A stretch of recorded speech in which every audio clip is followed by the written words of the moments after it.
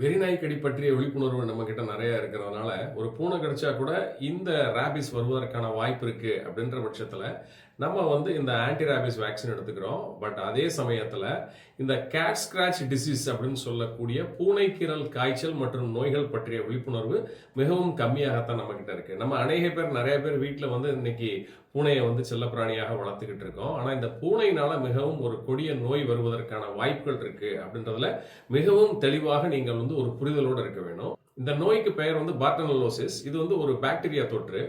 பொதுவாகவே பூனையினுடைய கால் நகங்கள் மற்றும் அதனுடைய எச்சில்ல இருக்கக்கூடியது. எனவே நம்ம வீட்டில் வளர்க்குற பூனையாக இருந்தாலும் சரி, வெளியில இருக்கக்கூடிய பூனையாக இருந்தாலும் சரி, நாமோ நம்முடைய பிள்ளைகளோ அதனோடு விளையாடும் போது அது நம்மை கடித்து விட்டாலோ இல்ல ஒரு சின்ன நகைக்கீரல் விழுந்து விட்டாலோ உடனடியாக மருத்துவரிடம் சென்று அதற்கான முறையான சிகிச்சையை எடுத்துக்கொள்வது மிகவும் அத்தியாவசியமாக இருக்கும். இதை தொடர்ந்து நமக்கு ஏற்படக்கூடிய நோய் தாக்கங்களின் அறிகுறிகளை மிகவும் முக்கியமாக நாம் கவனிக்க வேண்டும்.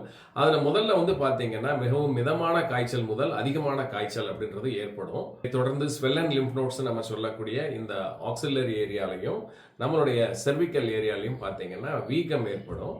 அடுத்ததாக இது நரம்பு மண்டலத்தை தாக்கும் போது அட்டாக்சியா அப்படின்னு நம்ம சொல்லக்கூடிய இந்த நியூரோமஸ்குலர் கோஆர்டினேஷன் இருக்காது. அதாவது கைகால்கள் முறையாக இயக்கம் பெற முடியாமல் நடுக்கம் ஏற்படும். அடுத்து இந்த பாரஸ்தீசியா அப்படின்னு நம்ம சொல்லக்கூடிய இந்த ஊசியை வைத்து உடல் பூரா நம்ம அப்படியே குத்தனா எப்படி இருக்கும் அந்த மாதிரி ஒரு வலி ஏற்படும். இதனை தொடர்ந்து பாத்தீங்கன்னா இந்த சீஷர்ஸ் அப்படின்னு நம்ம சொல்லக்கூடிய இந்த வலிப்பு நோய்கள் உண்டாகும். ஒற்றை தலைவலி அதிகமாக இருக்கும். அடுத்து பாரசிஸ் அப்படின்னு நம்ம சொல்லக்கூடிய மசில் வீக்னஸ் மட்டும் இல்லாம சைக்கியாட்ரிக் டிசார்டர்ஸ்ல பாத்தீங்க அப்படின்னா இந்த வயலண்ட் பிஹேவியர் ரொம்ப மூர்க்கத்தனமான ஒரு பிஹேவியர்ஸ் இருக்கும் இவங்க கிட்ட. இதை தொடர்ந்து என்செபாலிட்டிஸ் வரும். பிரெயின்ல ஸ்வெல்லிங் ஏற்படும்.